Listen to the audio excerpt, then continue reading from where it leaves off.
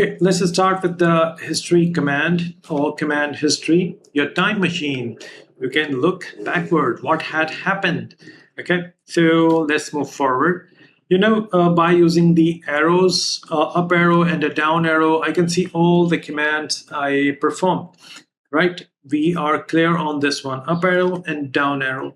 But what if I want the complete list? For this purpose, we can use the history command. Now it's showing that I have ran through 211 commands so far, and this is where we are. If I want to see the last 20 commands, so I can just press 20 and it's gonna show me last 20 commands.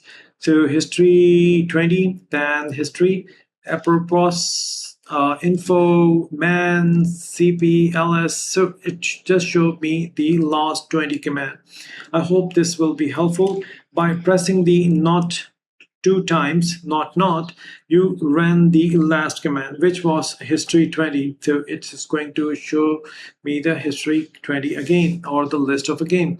If you want to run any specific number of command, like I want to run this 200, which is what is cp. So what I can do, I can just press not and type the 200 over here.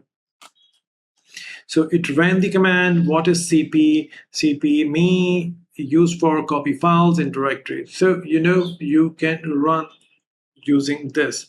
Finally, if you want to run the last ls command, so I'm gonna use not ls. So I'm going to hit enter, and you can see it took ls help -10 because this one was the argument. This one was also the argument, but the command actual was ls-help. Okay, so I think this pretty simple, pretty easy, and you can utilize it. You're gonna enjoy this. Okay, next let's see how tab completion works.